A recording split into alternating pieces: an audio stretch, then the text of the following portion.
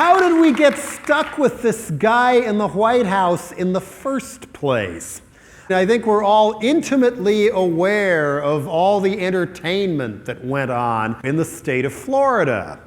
To me, it was a typical Florida election, only this time they got caught. Wouldn't surprise me if the old Jewish lady ballots got thrown into the canal in every election.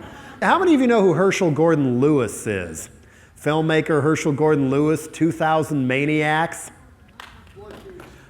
Yeah, he was a pioneer of low-budget gore in a very spectacular fashion. Blood Feast, Color Me Blood Red, and 2000 Maniacs. And guess where Lewis was from? Florida. And the plot of 2000 Maniacs is these rootin' tootin' out of control youth in their hopped up convertible find a road not on the map, in Florida of course, and they come into this little town that's not on the map, and there's all this red, white, and blue flag waving stuff. Hey, you're just in time for our jamboree! Come on in! Woo-hoo! You're gonna love our jamboree! And they quickly learn that the jamboree means destroying each and every one of them as part of the celebration. First, a woman's obviously plastic mannequin arm gets chopped off on a table and some store-bought meat is hanging out with a little bit of blood. And then they tie one of the guys down and drop a giant rock on him and squish him. Woo-hoo! This is the best jamboree we've ever had! Yee-haw! And then they put another guy in a barrel full of nails and roll him down the hill till it's all bloody. This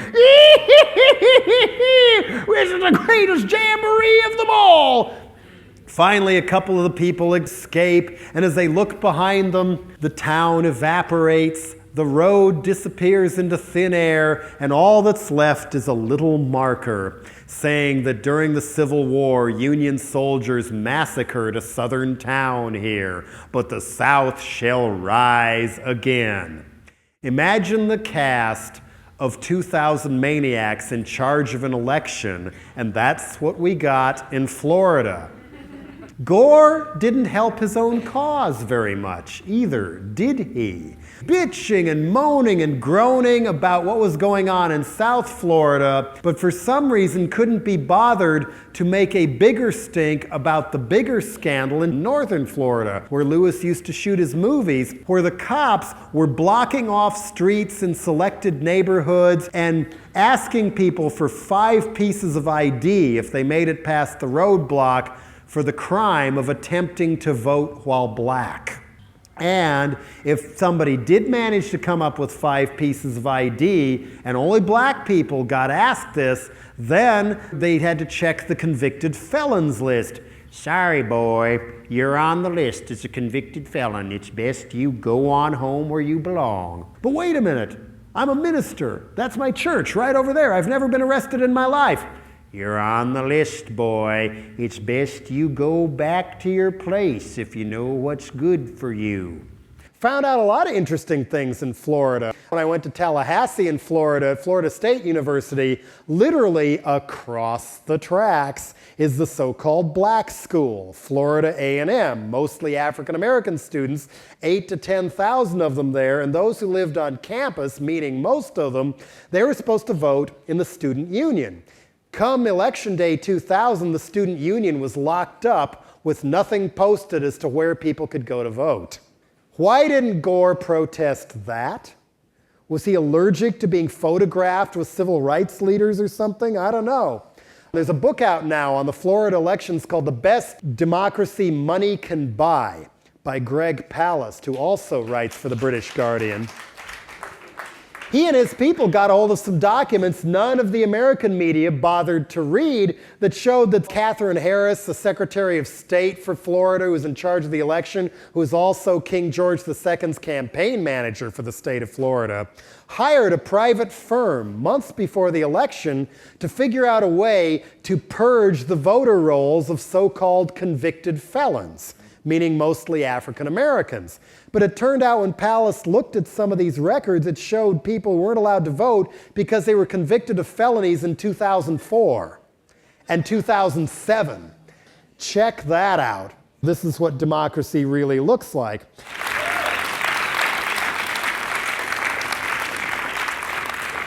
That election was so stage managed that Bush was crowned our next president in the corporate press 2 years before the election. They're already saying, oh, it's inevitable. This is the man. This is the guy who's going to win. And then they have the presidential debates that are so stage managed, but for the most part, it was Bush and Gore agreeing with each other. Who could be more right-wing? I executed more people as governor of Texas than any governor in history.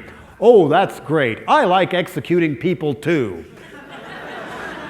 I don't like immigrants too. As a matter of fact, I was the one who persuaded Clinton to sign Newt Gingrich's welfare bill, kicking poor people and single mothers and kids in particular in the teeth and throwing them in the streets. See, ain't I great? That's just fine. We don't like those people in Texas either. Don't mess with Texas. Another one they didn't even call Bush on in the debates at all was when he said in the second one, you're talking about Social Security like it's some kind of federal program. It is a federal program.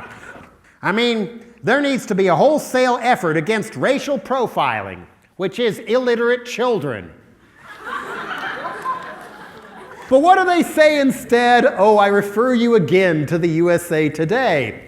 Well, Gore appeared more knowledgeable on the issues, but Bush appeared more likable.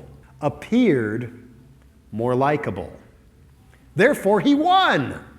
And of course, Ralph Nader of the Green Party was not allowed in the debates at all. They changed the rules. Up until 2000, if you had over 5% of the vote in pre-election opinion polls, you got in. Thus, Ross Perot got to debate Clinton and King George I and prove on national television that, yes, the flying saucer crashed at Roswell in 1947 and the alien still walks amongst us. Soon as Nader's over 5% of the polls, what do? They raise the barrier to 15%. And the Democratic and Republican flunkies were asked, hey, wait a minute. Aren't you rigging the rules here to stifle freedom of speech and people's access to all sides of the story and access to information? No, say the Democratic Party and Republican Party flunkies. It's not our fault. The Debate Commission makes the rules. The Debate Commission is a private corporation owned by the Democratic and Republican parties. So people go to the Debate Commission, yo, what's up with rigging the debates like this and thus playing a role in rigging the whole damn election? Is this democracy? Well, we don't make the rules. We can't change the rules. Our sponsors make the rules. AT&T, Yahoo.com, Budweiser Beer. We can't go against the wishes of our sponsors. Maybe the closest thing to a truthful statement a Democratic or Republican Party flunky said during that whole election. We can't go against the wishes of our sponsors.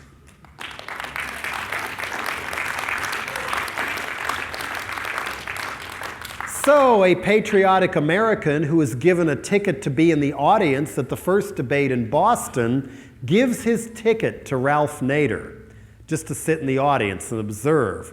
Everybody else with a ticket is allowed in. Nader is blocked by the police and threatened with arrest if he attempts to use his ticket just to sit in the audience. So then he goes and gets a press pass from Fox TV. All the other reporters and crew from Fox are allowed into the building.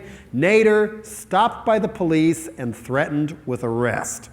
If I were him, I would have pulled a Mahatma Gandhi or Martin Luther King and allowed them to arrest me at that point, and that would have gotten on TV as to how undemocratic this whole thing is. The old saying, this is what democracy looks like. Next time, Ralph, get arrested.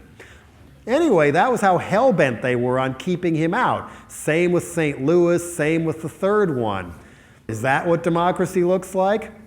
But what really galls me is the people saying, Ralph Nader and the Green Party are the reason Gore lost the election. And if Gore was president right now, everything would be all better. Well, maybe they have a point if you look only superficially, because what was it, 500 votes separating Bush and Gore when our Supreme Court arbitrarily ended the recount and crowned King George, the next president? Contrasting that with 97,000 votes in Florida for Ralph Nader and almost 3 million nationwide, superficially they have a point, but when you look beneath that, hey, wait a minute. Nader and the Greens didn't cost Gore the election. Gore cost Gore the election.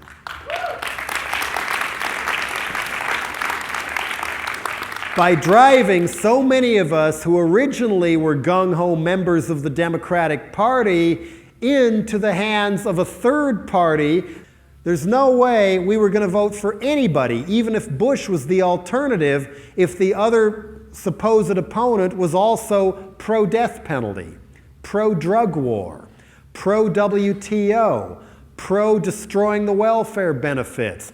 Gore was also pro-Star Wars. There's no way I, for one, am going to vote for anybody who is that toxic and that far on the wrong side of things I care that deeply about.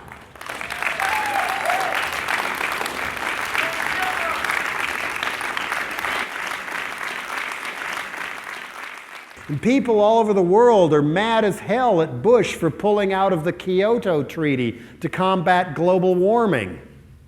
Well, guess who went over to Kyoto when they were negotiating the treaty and tried to squelch it right then and there? Gore. Guess which one of those two guys came out in May of 2000 and said we should start teaching biblical creation in public schools again? Gore. Yeah. He said, oh, it should not be in biology class. It should be in religion class.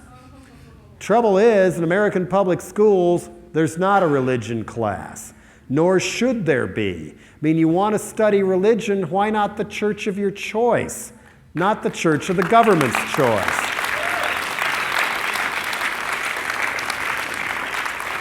On top of that, Gore helped throw the elections by spending so much money running attack ads against Ralph Nader in California and other states he was already going to win the electoral votes for.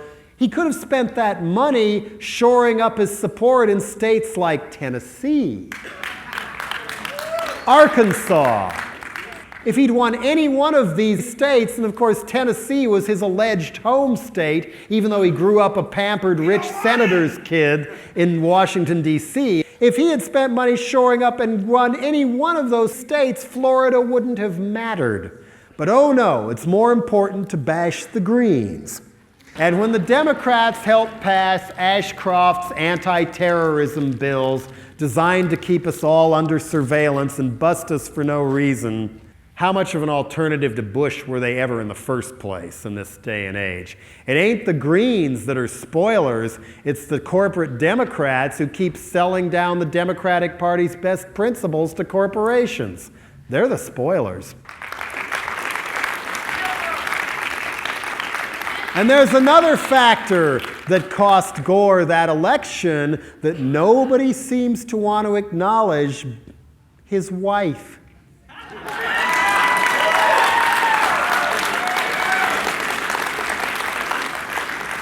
Where was the youth vote? Where was Rah Rah MTV Rock the Vote when Gore was running for president? Nowhere to be found. What is it, 10 years of makeover and people still remember that bitch the same way I do?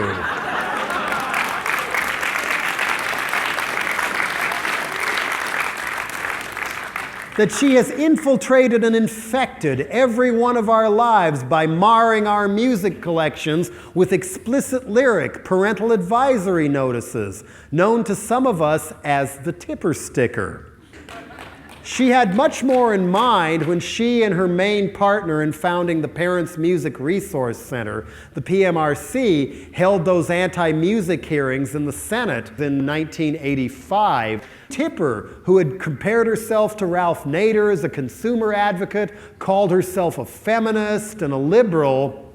She wanted a rating system that would not only rate sexual content, but V for violent, O for occult, which some of her religious right friends define as being Catholic or being Jewish, and wanted a special red flag rating for homosexual content, too. Funny how all the gay activists who are as mad at the Green Party as anybody because Gore isn't president don't seem to know that Gore's own wife, if not Gore himself, homophobic. Totally homophobic. I wonder if the West Memphis Three would be in jail doing life or on death row for a crime they quite likely didn't commit if it weren't for Tipper's hysteria about heavy metal a few years before.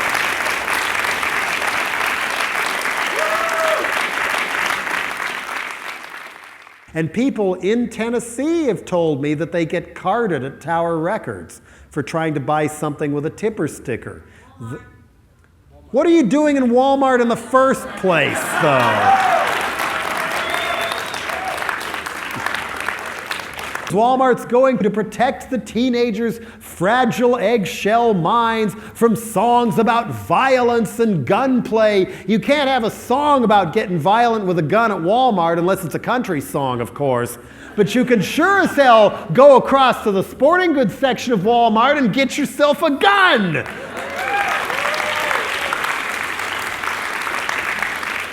Plenty of ammo, too. Family values on parade.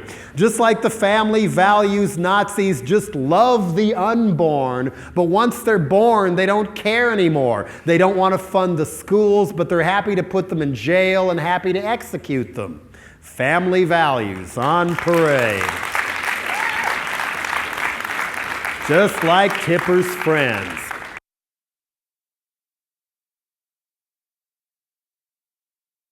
Perhaps you heard about a year or so ago, California was in the stranglehold of a really badass electricity and natural gas shortage, part of which was caused, of course, by people at a company called Enron turning off the gas to see how far they could drive up the price, and at the same time have a stooge like Cheney come out and say the solution to all this is to build more gas power plants, more coal power plants, and of course more nuclear power plants. But Bush had this to say. The California crunch really is the result of not enough power generating plants, and then not enough power to power the power of generating plants. In reality, this one's a little more complicated. In effect, it wasn't the result of not enough power to power the power of the power plants. It was privatization gone wrong yet again. In San Francisco, I suddenly got hit with a January utility bill. Instead of the $70 to $100, it was almost $500. And this happened across the board to people on fixed incomes, poor people, senior citizens. You can pay the heat bill or you can starve. It's all your choice. But this didn't happen to people in Los Angeles or Sacramento or the adjacent cities in Silicon Valley of Santa Clara and Palo Alto, because those cities never privatized their power supply. They owned the electricity, they owned the gas lines and all, so they were secure. And they also sent out information with your bill on how to conserve energy instead of finding ways to get you to waste more of it. But meanwhile, the rest of the state remains in the stranglehold of two private utility companies, Pacific Gas and Electric in the northern part of the state and in San Francisco where I live, or PG&E or Piggy&E for short. And the southern part, except for LA, has Southern California Edison. They decided they weren't already making enough money. You know, isn't it interesting with a lot of these corporate people, money does to them what crack does to other people, where after a while, all they can think about, since they've already made more money than they can ever figure out how to spend, is how to make, I gotta make more, I gotta make more, I gotta make more. I don't care who I hurt, I gotta make more. And instead of robbing a liquor store, they rob everybody. This is why I support the Green Party's platform calling for a maximum wage.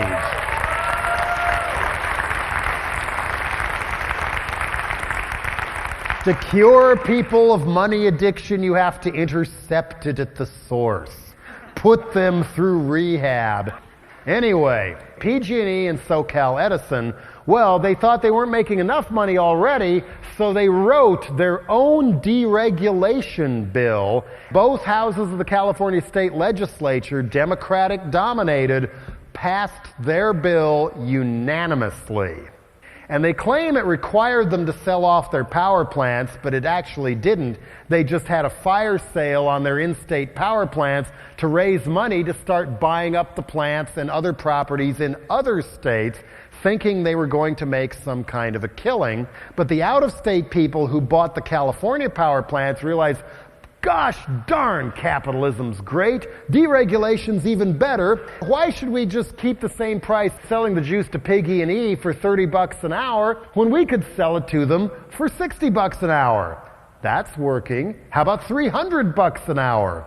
Duke Energy jacked it up at their power plant to $3,800 per kilowatt hour. Got away with it, too. This quickly put Piggy&E and SoCal Edison tens of billions of dollars into debt. And so they went whining to the governor, a Clintonoid Democrat whose first name best describes the depth of his vision for the future, Gray. Governor Gray Davis rubber-stamped through a bill handing these two utility companies $23 billion of taxpayers' money, estimated by some to reach 40 or 50 billion bucks by the time it's done, plus lock himself into buying electricity and natural gas from these people at rates far higher than anybody else in the country is paying these days, now that rates have fallen again. And I was thinking, what a waste. What a scam. Hey, look at the blackouts, Governor Davis. You better give us a multi-billion-dollar bailout or you're going to have to reset your VCR clock again and again and again. If you're going to spend $23 billion on energy out of the blue, why not just give it to people so they can put solar panels on their houses for free?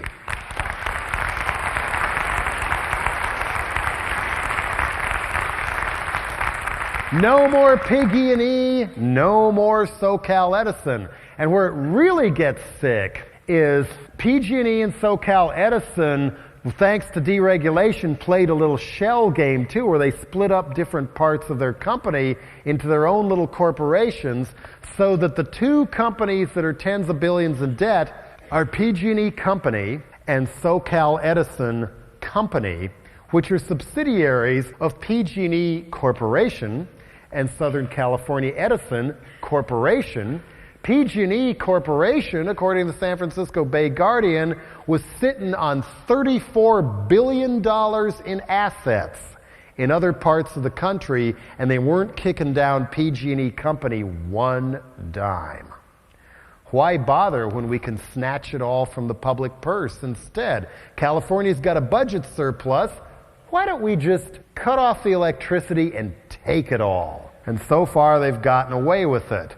So there was no electricity shortage or energy crisis.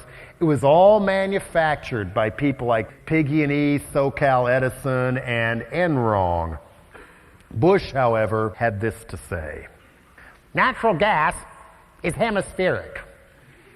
I like to call it hemispheric because it is a product that we can find in our neighborhoods. Hey, if they get rid of all the pollution laws like they want, maybe there will be gas leaks in everybody's neighborhoods.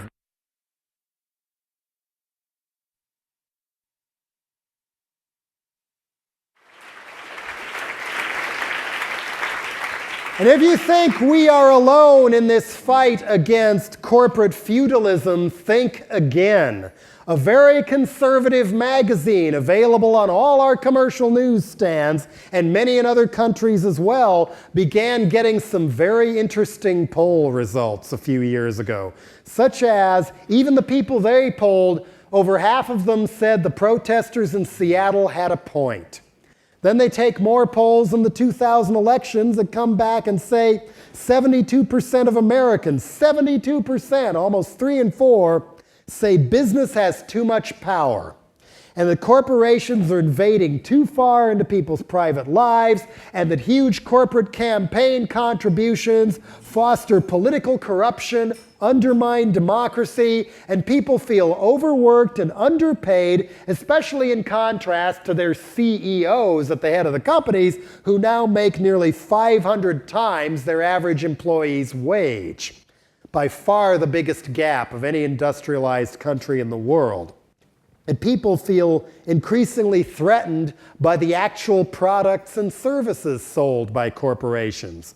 And even these people said, corporate America, ignore this at your peril. First, corporations should get out of politics. Second, they damn well better quit acting like Cheney and Kenny Boy and start spreading the wealth, too.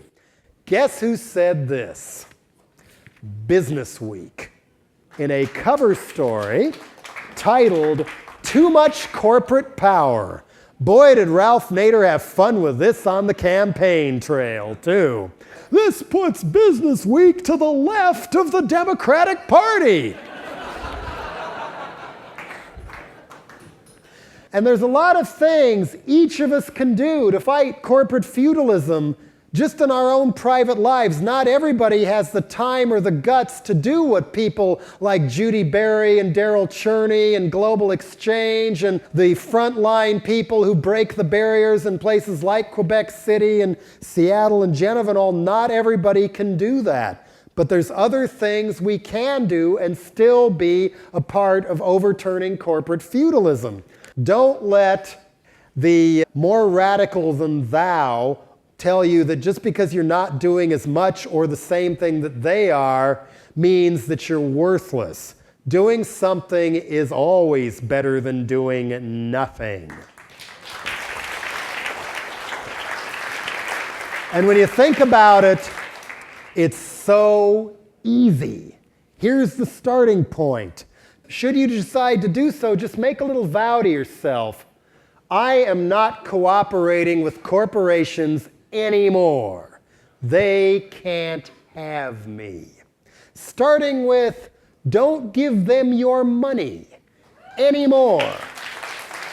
As much as humanly possible, which in a city this size is very possible, no more money to corporate chain stores. No more money to box stores, no more money to chain restaurants, no more money as much as humanly possible to products made and sold by predatory multinational corporations. For example, you're far more likely to find interesting music and not get carded for buying something with a tipper sticker on it at the independent music store. One would have local artists work in the store.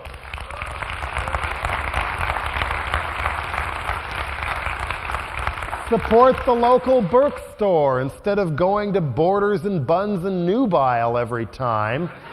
And you might even run into a clerk who knows how to read and likes literature.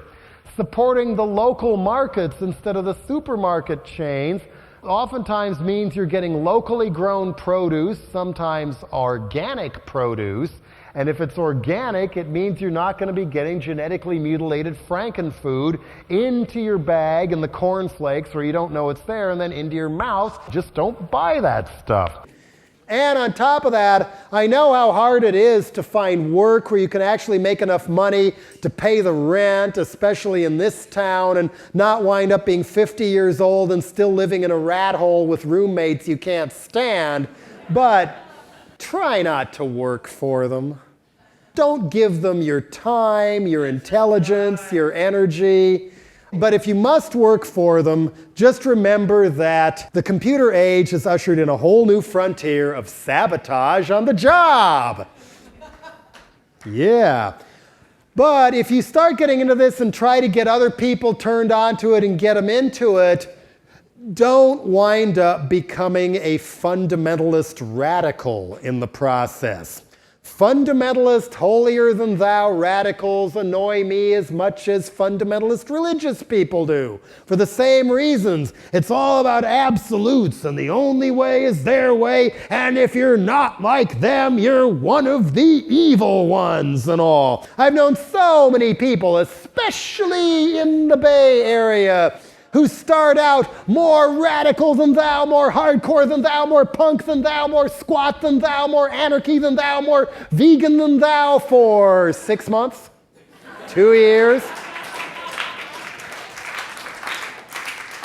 Then something sets in. And they wind up, they're not only making other people miserable and turning other people off to perfectly good ideas in the process, they also are making themselves miserable. But they see things in the fundamentalist black and white blinders. There is no middle ground. There is no color. If I don't do everything exactly this way, I'm selling out. But God, I'm sick of this. I'm going to sell out all the way. See ya. Bye. It doesn't have to be that way. You find and pick out and explore a moral code, ethical code, and a lifestyle you can actually live with and live up to long term. It's far more likely to stick with you long term. If you go only this far on the radical meter instead of this far, it's less likely to turn into a mousetrap or a broken rubber band and go boing! And all of a sudden, you turn into the exact sort of SUV parasite you hated in the first place. It doesn't have to happen to you.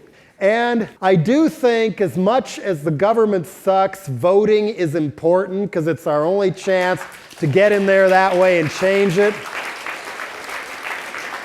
Causing trouble in the streets is one part of the equation. Insurrection in the voting booth is the other part of the equation. The other important reason to vote in local elections are these ballot initiatives.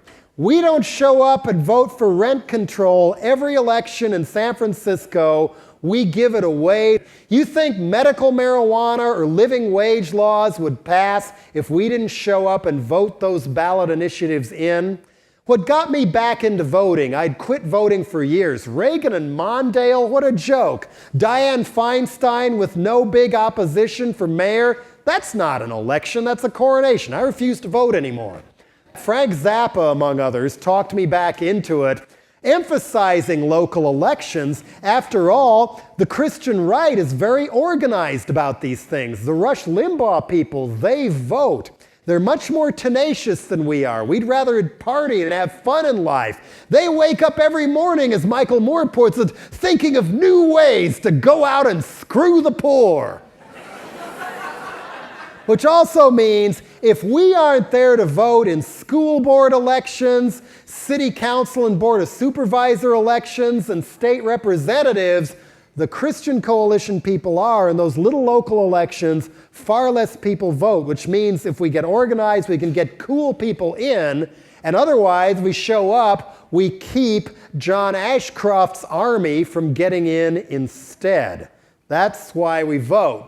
I got back into it when I realized how much fun it was to vote against building new stadiums. Plus, even if you wind up in a real highfalutin, big money career track, doctor, lawyer, dentist, contractor, computer, website genius, or whatever, one way of staying true to the roots and giving back to the community is giving back to the community.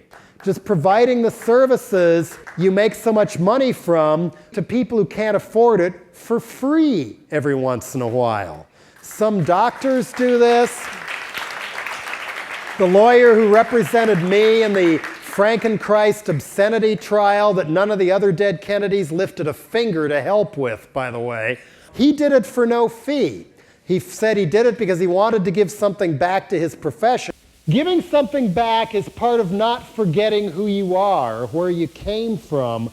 And that's an important thing to hang on to. Look how many people your parents' age, my parents' age, or even our age haven't done that. The former members of my old band, Here They Are Again, is the perfect example. Or how many of you have crossed paths with a parent who's turned into something like, we had a great time when we were your age, smoking weed, fucking in the park, causing trouble in the streets, but now that you're that age, just say no. But take your Ritalin. The way to avoid becoming one of those people is just not to do it. So many people cross over into that without thinking about it when they either have kids and or buy property. And all of a sudden they have to protect what's theirs from, yes, the evil ones out there. And therefore, the money shouldn't go to the community, it should go to the stock market and to retirement funds. We're spending our kids' inheritance, ha, ha, ha, ha, ha. You don't have to turn into one of them. Another part of becoming the media, both with kids and with adults, but especially with kids, cultivate bullshit detectors. Never has the media and mass culture we're exposed to been so censored as it is now, and so used as an instrument just to control our habits and our spending. And this is another thing, if you are or will become parents, don't hide reality from your kids. I'm 44 now. Yes, believe it. It is true. An alarming number of people my age, and I noticed this when we were about 30 years old, no tangible, visible personal memories of Vietnam or even Watergate. We were 16 by then. It was on everybody's lips. Vietnam, it was even in 5th grade, everybody had a strong opinion on the war, even then, and now they don't remember it. Why? They love classic rock, but not classic history, even if it's their own history. Watch Brady Bunch reruns instead of remember their own lives, if you see my point. Maybe one of the reasons for this is because Eisenhower-ish parents, when the bloody footage of the troops bleeding all over the place in Vietnam came on the evening news back in the days when it was actually news, instead of Entertainment Tonight masquerading as news, and race riots were on the news, and the Biafra War in Nigeria, where I got my name, was on the news, those parents changed the channel to something nice so as not to upset the children. In my family, this stuff was discussed, and I knew at an early age, this is what racism is. This is why it's wrong. This is what war really is. It's not like playing cowboys and Indians in the yard. This is what really happens, and this is why it's wrong. The more intelligent stuff you give people discussing these things intelligently when they're little, the more they're going to grow up to be conscientious, intelligent adults. Pure and simple. And part of that is bullshit detector, too. It was easy in my family because my dad would just snort and laugh at all the commercials. And, you know, son, that woman who's jumping up and down on TV, she isn't that excited about detergent. Detergent isn't that exciting. She's just trying to sell you detergent. I thought, And I applied that cynicism and bullshit detector to school and to my family, and then it really got wild, but I have no regrets. And that's especially important now when at early and earlier age, kids are being told what brand logo they have to have on their clothes to match the ones on their shoes, or they're not cool. But if you get them cynical enough, early enough, by the time they're teenagers and start thinking something must be wrong with them and they suck as a person just because they don't look like Britney Spears, you get enough cynicism for bullshit detector-equipped kids to see through fascism and the fashion police. By the time they're that age, they can say, I don't need that, I'd rather be me.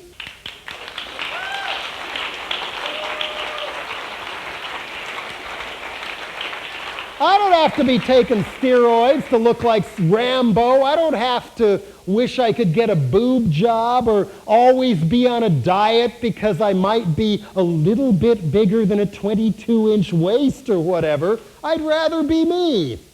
And one of the coolest things about Spirit of Seattle is that there's no big magical leader who's leading us all to the promised land. No Nelson Mandela, no Václav Havel, no Subcomandante ski mask riding in on a white horse to lead us all to the promised land.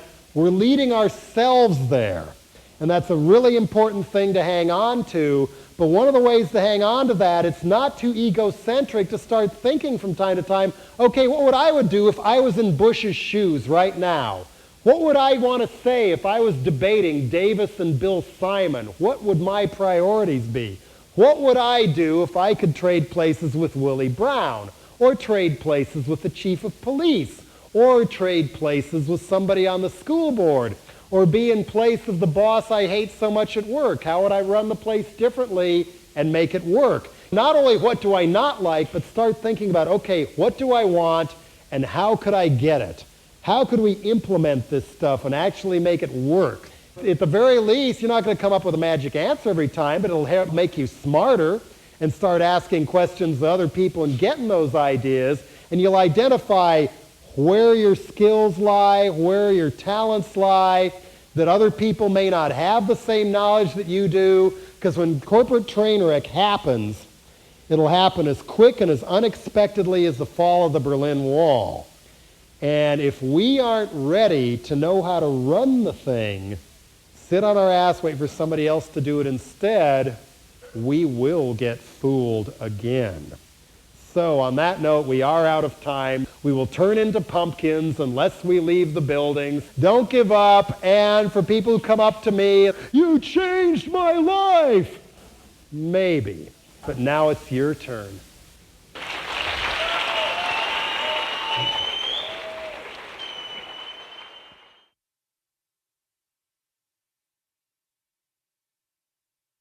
Meanwhile, I gotta at least say something about somebody we all sort of knew or felt we knew that passed away recently.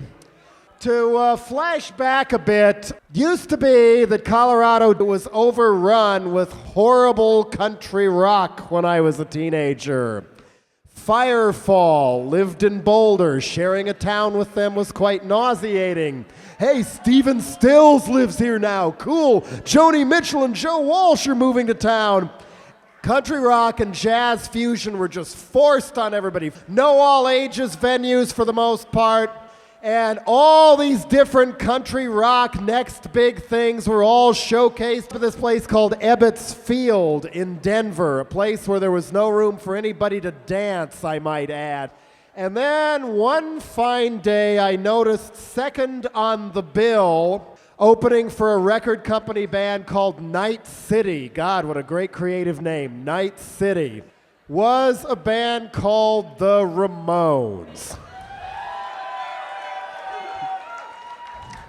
I wasn't quite sure what to think of the Ramones yet. I picked up their first album in a dollar bin when it came out. Oh, this looks like it might sound like Iggy or MC5 or New York Dolls. I'll take this home. Couldn't believe how short the songs were and how the guy sang. And then you look at the lyric sheet conveniently provided. Beat on the brat with a baseball bat. Oh yeah, one song. Now I want to sniff some glue. Now I want to have something to do. Another song. And not one goddamn guitar solo, man. Couldn't believe it. And so I'd take the Ramones album around to friends of mine's houses, and after doing a bong hit or two or three, when we would normally go space out on psychedelic or progressive rock music, and I don't mean Yes or any of that crap, put the Ramones on and we would all kind of laugh at it. But then I thought, wait a minute, something's kind of up with this too. So we all went down to see the Ramones, and lining the front row of Ebbets Field, people who were hip to the Ramones. Oh, who was there? Joseph Pope, who was in a San Francisco band called Angst later on. Went to high school with him. The people who started the Wax Trax label later in Chicago, they were there. Al Jorgensen says he was there. He was living in Colorado at the time, but none of us knew him then. And then the rest of Ebbets Field was filled with the country rock glitterati. The local I am a music executive people, which in the 70s meant feather hairdos, Kenny Loggins beards, corduroy suit jackets with patches on the elbows, you know, music professionals. And their dates had all had their hair done 20 style with a flower because Joni Mitchell was looking like that then. All ready to have a nice, mellow, quiet evening. Then these four grubby-looking guys in leather jackets, who we all thought were brothers at the time, and torn jeans walk onto the stage, and a few eyes start to raise in the gallery of Ebbets Field. Then Johnny hits the chord on the guitar, one chord, And I knew it was going to be a fuck of a lot louder than any of us ever thought it was going to be. And then 1, 2, 3, 4, and the whole place blew up. We weren't allowed to dance. Everybody just had to sit there. And at first the sound was terrifying. It was so loud. And then I was like, oh my God, they're really, really good. And then I had to turn around and see what the rest of Ebbets Field looked like. And all these people, no, make them stop. Yes, yes, yes. Not only were they so fucking intense, but they made it look so simple. It was like, God, Joey has the same microphone move over and over and over again, just like he did till the Ramones stopped playing. And I was like, anybody could do that. I could do that. This is something I would actually like to do. I don't have to listen to Black Sabbath and kill myself after all. This is something to look forward to.